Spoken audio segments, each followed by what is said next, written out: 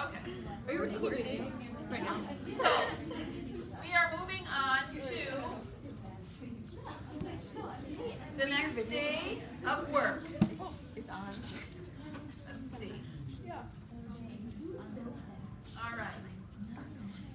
Open up your notebooks and take a look at the goals you wrote. You wrote some goals for me today, didn't you? Did you write goals in your notebook? Would you turn to your neighbor and would you share your goals with one another?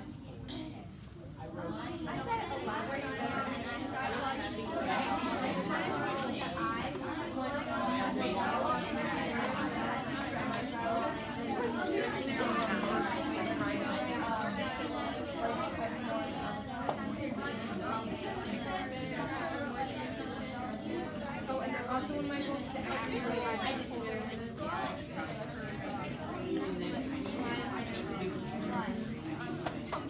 better. I feel like my punctuation is a bit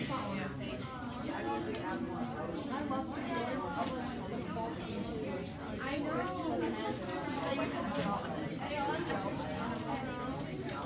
Right, with your pens. Okay, I have to say, just listening in on a few of you talk, it's very clear to me that you are thinking like writers, which is awesome. You're thinking like real writers. You're thinking, how can I be better at crafting dialogue? How can I be better at paragraphing it? How can I be better at increasing the tension, right? How can I be better at making the high point really exciting? Zooming the focus in on the things that matter, showing character traits through internal thinking, whatnot, all those things. You are so on track to becoming master writers. So I'm impressed, all right? Very impressed. Today, we're going to talk about another thing that writers do to improve their craft. And what I want you to take away from today, what I want to teach you, is that writers don't just look at other people's writing as models, but they also rehearse their writing several times sometimes before they actually do the piece. You've been sort of rehearsing already, haven't you, in your notebooks, because we've been writing flash draft after flash draft after flash draft on different topics, and you're kind of rehearsing different options as you do that.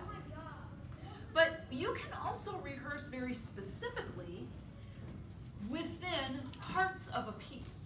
And when we're starting to write a piece, the hardest part sometimes is actually beginning.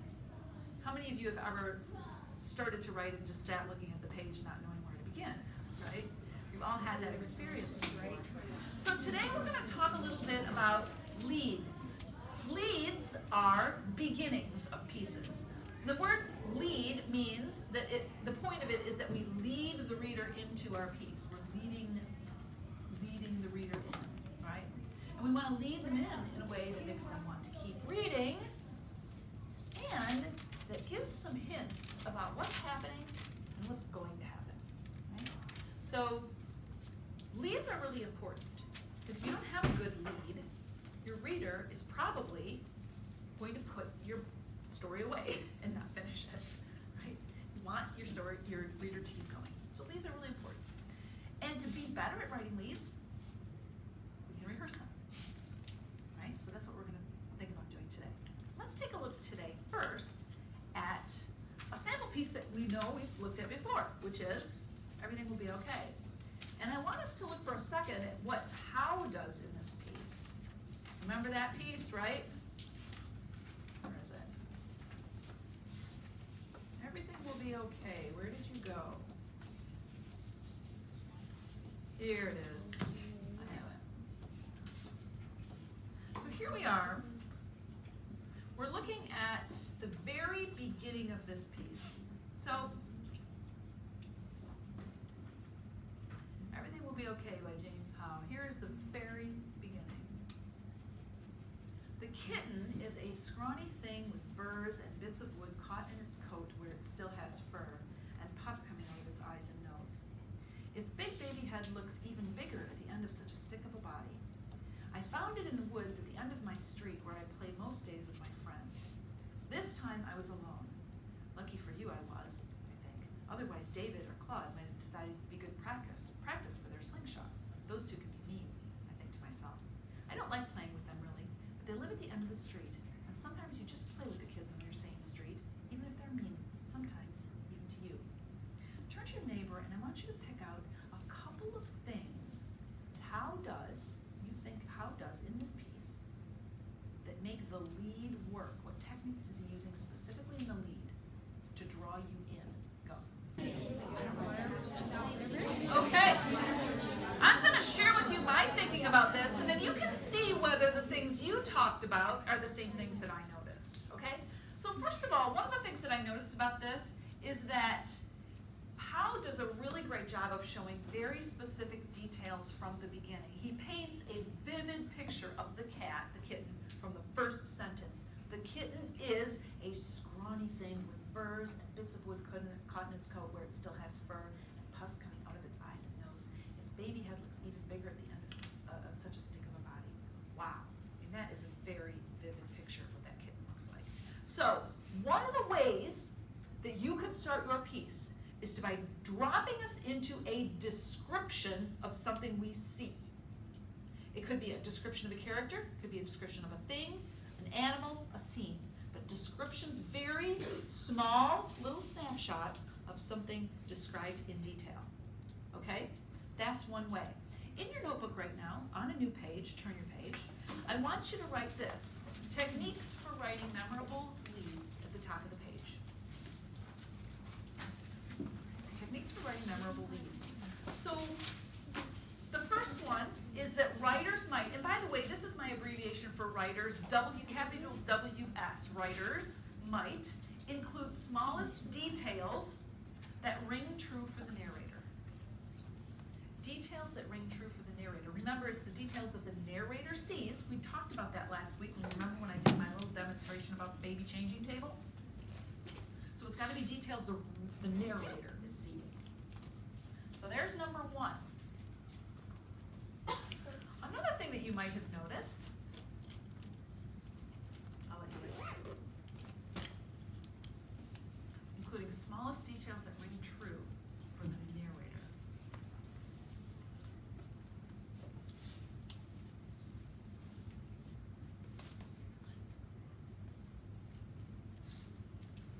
And the second thing I noticed is that in this lead, Howe also uses inner thinking. We have the inner thinking of the narrator. Sometimes I call that a thought lead. A thought lead. So you can do a descriptive lead, like he does at the very beginning. Or you can use a thought lead that drops us right into someone's thinking. He uses both here in the same lead.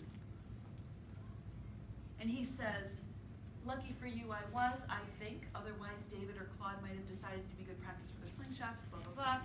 Notice that his thinking is in italics, isn't it? So the italics is like him talking, literally talking to himself. The italics show what he's saying to himself. Instead of using quotation marks to say what he said out loud, we're using italics to say what he said internally to himself. And that reveals his thoughts, his thinking, right? Notice also that this internal thinking helps us understand James Howe, the character in the story, the narrator, a lot better, doesn't it? Because we start to see the world through his eyes, and we understand what his motives are, and what he cares about, and what he's concerned about, what his problems are. We even see a glimpse of his problems by looking into his head, don't we? So, we can include inner thinking to hint at what the story is really about, something going on in the mind of the narrator. We can also, I'm gonna let you guys do this. Turn to your neighbor and come up with at least one other thing that you see in the first part. I'm gonna show this here read down to the first line here.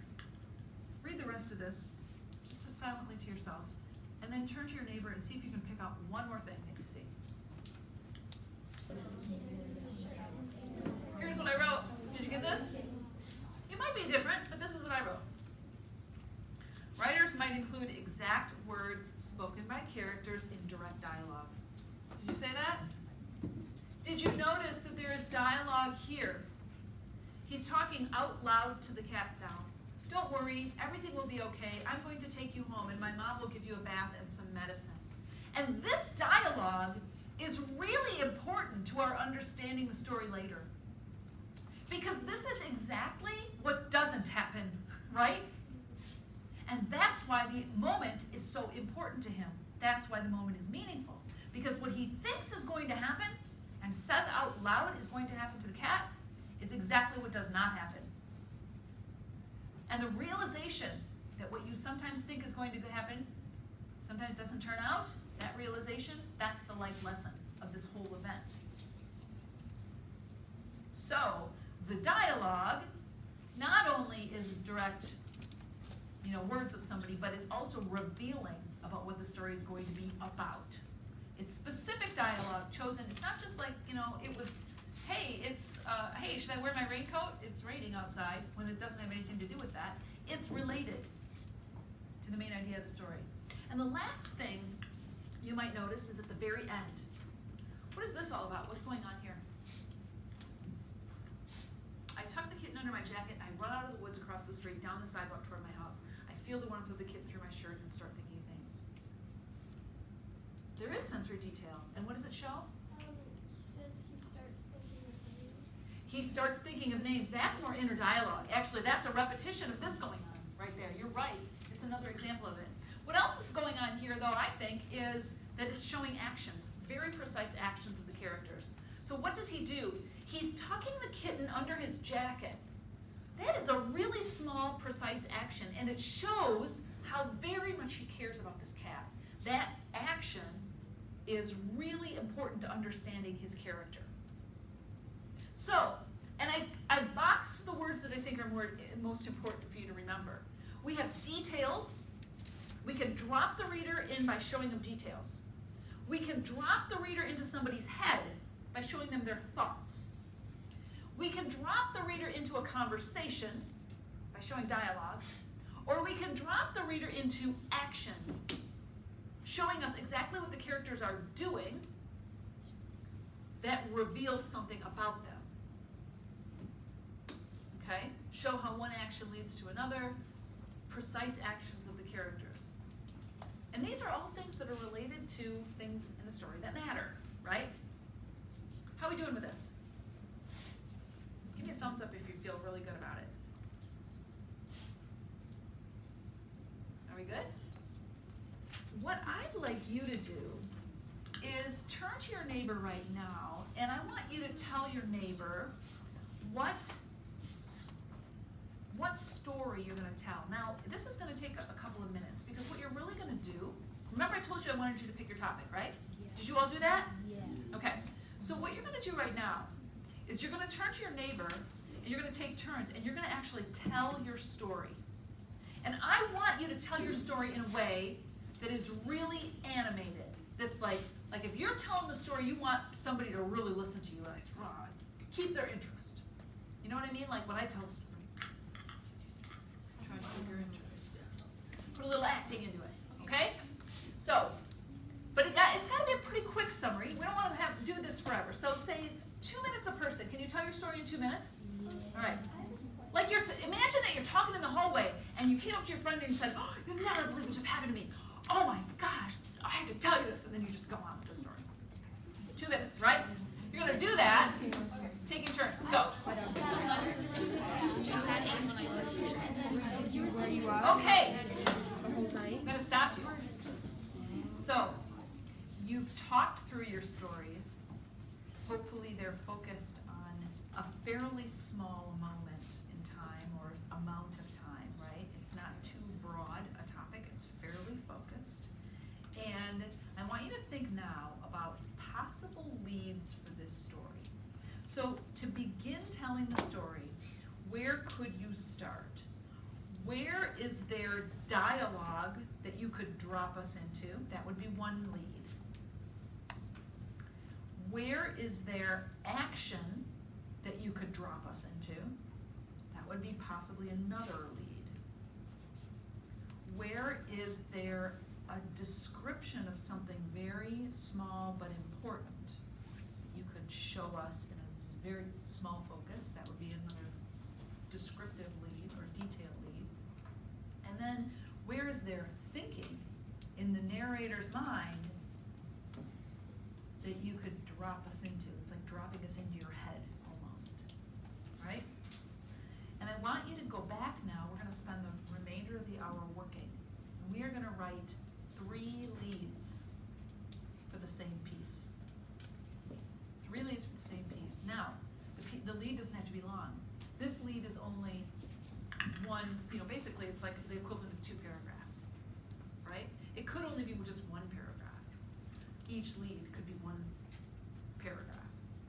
But I want you to have 3 different ones, and I want them to be different in these different ways. So one would have maybe a dialogue at the beginning, and another one might have action, another one might start with thinking, or another one might start with detail. You see what I'm saying?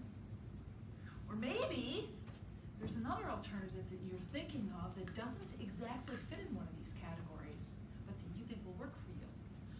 Or maybe, like how, you can combine a couple together, right? By including both thinking and dialogue, because they both work to put in there.